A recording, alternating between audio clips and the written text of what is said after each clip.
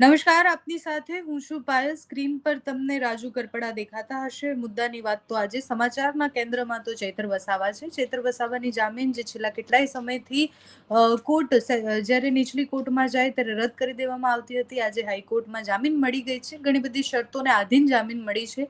એ વિષય પર વાત કરવી છે. રાજુભાઈ, સૌથી પહેલા તો ચૈત્ર વસાવાને જામીન મળી ગઈ છે, પણ 1 વર્ષ સુધી ડેડિયાપાડામાં નથી જવાનું, એમના મત વિસ્તારમાં નથી જવાનું. બીજી કઈ શરતો છે અને આ શરતોનું પાલન થઈ શકે એવું તમને લાગે છે? કારણ કે ધારાસભ્ય એમના જ ક્ષેત્રમાં નહીં જઈ શકે. પહેલા તો આજે જમાવટના માધ્યમથી નામદાર હાઈકોર્ટનો આભાર માનીશું, જ્યાં ખરેખર સત્યની જીત થઈ છે. મહત્વની વાત પાયલબેન એ છે કે ચૈતરભાઈ વસાવા પર જ્યારથી આ જુઠ્ઠો કેસ કરવામાં આવ્યો ત્યારથી લઈ ક્યાંક ને ક્યાંક નામદાર કોર્ટને પણ ગુમરાહ કરવાનું એક ષડયંત્ર તપાસ કરનાર અધિકારીએ કર્યું છે. પહેલી વાર એફઆઈઆરમાં જે ઘટનાઓ ઘટી, વારંવાર નિવેદનો બદલાણા, એ તો આપણે બધાએ જોયું છે. ત્યાર પછી ચૈતરભાઈ વસાવાના જ્યારે નામદાર હાઈકોર્ટમાં જામીન મૂકવામાં આવ્યા, જામીન માટે અરજી મૂકવામાં આવી, ત્યારે તપાસ કરનાર અધિકારીએ ચૈતરભાઈની વિરુદ્ધમાં શું શું પુરાવા એકત્રિત થયા છે, આખા કેસની અંદર ચૈતરભાઈનો શું રોલ છે, આ તપાસ કરનાર અધિકારીએ કોર્ટમાં ચૈતરભાઈ વિરુદ્ધમાં જે કાંઈ પણ માહિતી મળી હોય, જે કાંઈ ઓન પેપર રેકોર્ડ પર આવેલી વાતને મૂકવાની હોય. સરકારી વકીલ મારફતે તપાસ કરનાર અધિકારીની વાત મુકાતી હોય છે અને ચૈતરભાઈના વકીલ મારફતે શું કામ બેલ આપવા જોઈએ એ વાત મૂકવાની હોય, જેને આપણે દલીલ કહીએ, હિયરિંગ કહીએ. હવે જ્યારે નામદાર હાઈકોર્ટમાં હિયરિંગ કરવાની વાત આવી, એ વખતે તપાસ કરનાર અધિકારીએ એવું કહ્યું કે મારે તપાસ બાકી છે એટલા માટે હિયરિંગ નથી કરવું. કોર્ટ પાસે સમય માંગવામાં આવ્યો, સમય માંગી લીધો. ત્યાર પછી બીજી મુદત આવી તો એવું કહેવામાં આવ્યું કે સરકારી વકીલ બદલવાના છે, એટલા માટે ફરી એક વખત મુદત આપો. એક વખત એવું પણ બન્યું કે તપાસ કરનાર અધિકારી અન્ય બહાના હેઠળ હાજર ન રહ્યા, એટલે કે નામદાર હાઈકોર્ટમાં દલીલ ન થાય, હિયરિંગ ન થાય, એટલા માટે તપાસ કરનાર અધિકારી નામદાર હાઈકોર્ટને અલગ અલગ મુદ્દાઓના બહાના હેઠળ તારીખ પર તારીખ માંગતા રહ્યા. અમે એ દિવસે પણ કહેતા કે નામદાર હાઈકોર્ટમાં જો યા હિયરિંગ થઈ જશે, દલીલ થઈ જશે, અમારા વકીલને સાંભળી લેશે, તપાસ કરનાર અધિકારી વતી સરકારી વકીલને સાંભળી લે, તો નામદાર હાઈકોર્ટ જામીન આપી દેવાની હતી પહેલી જ મુદતે. કેસમાં કોઈ તથ્ય નથી, એકદમ જુઠ્ઠો કેસ ઉભો કરવામાં આવ્યો, જુઠ્ઠા પુરાવાઓ એકત્રિત કરવાની કોશિશ થઈ. આ આખા કેસની અંદર નામદાર હાઈકોર્ટમાં જ્યાં સુધી મુદતો મળતી ત્યાં સુધી મુદતો મેળવવાની તપાસ કરનાર અધિકારી મારફતે કોશિશ થઈ. ત્યાર પછી એવું લાગ્યું કે હવે મુદત મળે એવું નથી, તો ચાર્જશીટ તૈયાર કરી અને નીચેની કોર્ટમાં જમા કરાવી દેવામાં આવ્યું. સ્વાભાવિક છે, ચાર્જશીટ બની જાય એટલે નામદાર હાઈકોર્ટ એવું કે ભાઈ તમે ચાર્જશીટ બની ગયું છે, હવે નીચે જઈ અને પછી ઉપર આવજો. એટલે નામદાર હાઈકોર્ટમાંથી પાછું અમે એફઆઈઆર ઉપર જે જામીન અરજી મૂકી હતી, જેની 4 મુદતો પડી, એ અરજી વિડ્રો કરી અને પાછા નીચે ગયા. નીચેની કોર્ટે સ્વાભાવિક છે જામીન ન આપ્યા, પાછા નામદાર હાઈકોર્ટમાં. અમે આ આખી પ્રોસેસ પૂરી કરવામાં 2.5 મહિના જેટલો સમય પસાર થયો અમારો, પાયલબેન. એટલા માટે કે તપાસ કરનાર અધિકારીએ ક્યાંક ને ક્યાંક કોર્ટોને પણ ગુમરાહ કરવાનું કામ કર્યું છે. મહત્વની વાત એ છે કે આજે નવરાત્રીના પહેલા દિવસે સત્યનો વિજય થયો, 2.5 મહિના પછી ચૈતરભાઈ વસાવાને જામીન મળ્યા. જોવાનું એ છે કે 2.5 મહિના સુધી આ વિસ્તાર ડેડિયાપાડા, સાખબારા તો ખરું જ, આખા આદિવાસી સમાજ જે ચૈતરભાઈની આતુરતાથી રાહ જોતો, ઘણા બધા કામો એવા પેન્ડિંગ પડ્યા છે જે લોકોના કામ કચેરીમાં થતા નથી, ચૈતરભાઈના ફોન પછી કામ થતા હતા. આજે એ લોકો આતુરતાથી રાહ જોવે છે. ઘણા બધા લોકોના કામ એમના પડતર છે જે ચૈતરભાઈ આવવા પછી થશે. આપે જે બીજી વાત કરી કે નામદાર હાઈકોર્ટે આજે જામીન તો આપ્યા છે, પણ શરતી જામીન આપ્યા છે, તો એમાં જે 1 વર્ષ સુધી પોતાના વિસ્તારમાં પ્રવેશ ન કરવો, આને અમે ચોક્કસથી ચેલેન્જ કરશું. નામદાર હાઈકોર્ટમાં વિનંતી પણ કરશું, જરૂર પડશે તો ઉપર પણ જશું. કારણ કે કોઈ ધારાસભ્ય પોતાના મત વિસ્તારથી દૂર રહીને તો કામ કેવી રીતે કરી શકશે? અને આ તો એવડો મોટો કયો કેસ છે? અમે બંધારણીય જોગવાઈ પ્રમાણે જે અમને હક અધિકારો મળ્યા છે એનો પૂરતો ઉપયોગ કરી નામદાર હાઈકોર્ટમાં ફરી વખત પિટિશન કરશું એના માટે, અને જરૂર પડશે તો ઉપર પણ જશું. ચોક્કસથી અમુક શરતો જે છે એ હોવી જોઈએ, એ શરતોનું પાલન કરશું, પણ વિસ્તારમાં ન જવા સુધીની જે શરતો છે તો એને ચેલેન્જ કરીશું. જી. રાજુભાઈ, બીજી કેટલી શરતો છે? તમે એવું કીધું કે બીજી શરતો પણ ઘણી બધી છે. 10,000 રૂપિયા કંઈક આપવાના છે, એ મેં સાંભળ્યું. મેં હિયરિંગ સાંભળી, તો બીજી કોઈ શરત છે કે પછી હવે એમને બહાર લાવવાની પ્રોસેસ શું છે? ખાસ કરીને શરતોમાં બાકીની શરતો રેગ્યુલર જે હોય છે દરેક આરોપીમાં, કે હવે ફરી હમ વખત કાયદો વ્યવસ્થા કથળે નહીં એનું ધ્યાન રાખવું. આ કેસમાં હમ જેટલા પણ પંચો છે, સાક્ષી છે, એને ક્યારે હમ દબાવવા નહીં, ધમકાવવા નહીં, ફરિયાદીને ક્યારે દબાવવા ધમકાવવા નહીં, જે જનરલી શરતો હોય છે ટાઈપ થયેલી, હમ એ બધી શરતો હમ છે. તપાસ કરનાર અધિકારીને જરૂર પડે તો એની ટાઈમ સહયોગ આપવો, ક્યાંય દેશ છોડીને બહાર જવું નહીં, પાસપોર્ટ હોય તો જમા કરાવવા, રેગ્યુલર શરતો છે.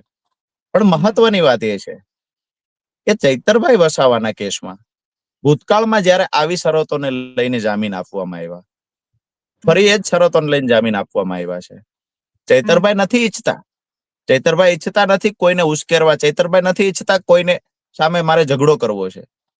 પણ હમ એ વ્યક્તિ પર જુઠ્ઠા કેસો ઘરની બહાર નીકળે અને જુઠ્ઠા કેસો ઉભા કરવાની કોશિશ થશે તો એની સામે તો લડાઈ લડવી જ પડશે. આ હમ કેસ આખો સમજવા જેવો શું હતો? કેસ ગ્લાસ ફેંકવા જેવી બાબત છે. એમાં હમ પણ ફરિયાદીએ 3 વખત પોતાનું નિવેદન બદલ્યું છે. ત્યાર પછી મોડી રાત્રે ગ્લાસ ફેંકવાની ફરિયાદ થઈ છે. પાયલબેન, ક્યાંક ને ક્યાંક મને એવું લાગે છે કમલમમાંથી એ વખતે એફઆઈઆર તૈયાર થઈને આવીને ફરિયાદી પાસે સાઈન કરાવવામાં આવી હોય. પરંતુ હમ આવનાર સમયમાં આજે જે ચૈતરભાઈને જેલમાં પૂરી, જુઠ્ઠા કેસો કરી, જુઠ્ઠી રીતે દબાવવા ધમકાવવાના પ્રયત્ન તો થયા. માત્ર આદિવાસી સમાજનો હીરો ચૈતરભાઈ છે એવું નથી. આખા ગુજરાતની જનતા ચૈતરભાઈ પર આશા રાખીને બેઠી છે. ચૈતરભાઈ આમ આદમી પાર્ટીમાંથી ચૂંટાયેલા ધારાસભ્ય તો ખરા જ, સાથે સાથે આદિવાસી સમાજ માટે તો આશાનું કિરણ હતું. હવે ચૈતરભાઈ ગુજરાતના દરેક ખૂણે ખૂણે રહેલા વ્યક્તિના દિલમાં જગ્યા કરી બેઠા છે.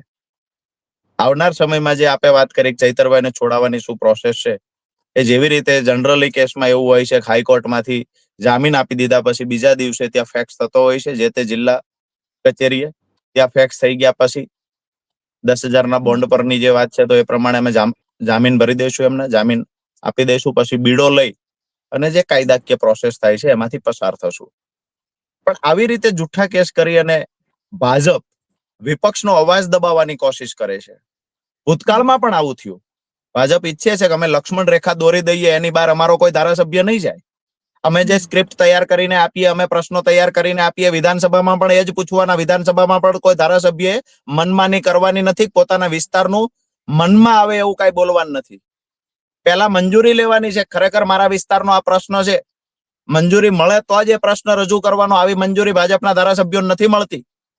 ક્યાંક ને ક્યાંક વિધાનસભામાં દરેક ધારાસભ્યનો અવાજ દબાવવામાં આવે છે, લક્ષ્મણ રેખા તાણી દેવામાં આવી છે. એવી જ રીતે દરેક ધારાસભ્યોને પોતાના વિસ્તારમાં પણ ભ્રષ્ટાચારો ઉજાગર ન કરવા માટે પણ લક્ષ્મણ રેખા તાણી છે. નકલી કચેરીઓ ઉજાગર ન કરવા માટે લક્ષ્મણ રેખા તાણી છે. ક્યાંક ને ક્યાંક ભાજપના ઈશારે જે અધિકારીઓ કામ કરે છે એને સહયોગ કરવા માટે થઈ અને પણ લક્ષ્મણ રેખા તાણી છે. આ લક્ષ્મણ રેખા ગરીબો માટે, ખેડૂતો માટે, આદિવાસી સમાજ અને વંચિતો માટે થઈ અને ચૈતરભાઈ આ લક્ષ્મણ રેખા ઓળંગી ગયા, જેના કારણે ચૈતરભાઈ આજે ભોગ બન્યા છે. આવનાર સમયમાં આમ આદમી પાર્ટીના તમામ નેતાઓ ખેડૂતો, યુવાનો, ગરીબો, મહિલાઓ માટે ચોક્કસથી લડશે. ભ્રષ્ટાચાર વિરુદ્ધની અમારી લડાઈ કન્ટિન્યુ રાખીશું. ચાહે ભાજપની લક્ષ્મણ રેખા ઓળંગવાથી જે પણ ભોગવવું પડે, જે સજા થશે એ સજા હસતા મોઢે ભોગવશું.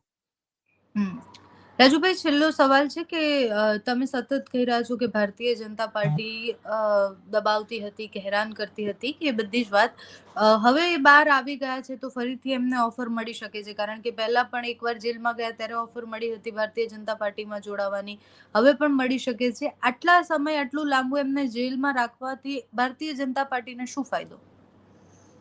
સીધી વાત છે કે પહેલા તો ભાજપ એવું સાબિત કરવા માંગે છે કે અમે ઈચ્છીએ એને જેલમાં રાખી શકીએ, અમે ઈચ્છીએ એના પર જુઠ્ઠો કેસ કરી શકશું, અમને કોઈ સરેન્ડર નહીં થાય તો એને અમે દબાવી શકશું અથવા જેલમાં પૂરી શકશું. આ ચૈતરભાઈ જેલમાં પૂરી અનેક લોકોને ધમકીઓ આપી છે.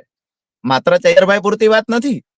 કેટલાય લોકો આજે ભાજપમાં પણ કેટલા ધારાસભ્યો એવા છે, જેવી રીતે હાર્દિક પટેલની વાત કરીએ, એવા તો ઘણા ધારાસભ્યો છે જે ભાજપની સામે આંખો કાઢવાની તૈયારીમાં છે. એ લોકોને પણ આવતતરી રીતે ધમકી આપી છે કે જરા પણ ઊંચા અવાજે બોલશો, લક્ષ્મણ રેખા ઓળંગવાની કોશિશ કરશો તો ચૈતરભાઈની માફક જેલમાં પૂરી દઈશું, ગમે તેવા જૂઠા કેસમાં. ચૈતરભાઈની ઓફરની આપે વાત કરી. ચૈતરભાઈને તો ભૂતકાળમાં પણ મંત્રી બનાવવા સુધીની ઓફરો મળી છે.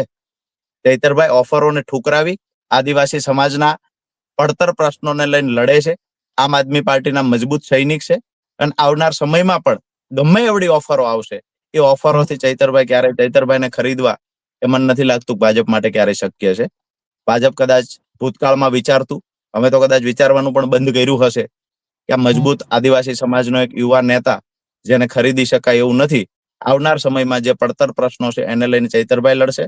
ખાસ કરીને મહત્વની વાત કરીએ કે આખી પીડા ઊભી ક્યાંથી થઈ, આ બીજ ક્યાંથી રોપાણા?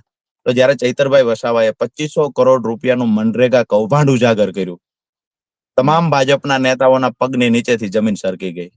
ભાજપ કોંગ્રેસનું ગઠબંધન ઉજાગર કર્યું, નકલી કચેરીઓ ઉજાગર કરી, આદિવાસી સમાજના જળ જમીન જંગલ પર વાર કરી કંપનીઓને જમીનો ફાળવવામાં આવી. ચૈતરભાઈએ અવાજ ઉઠાવ્યો છે.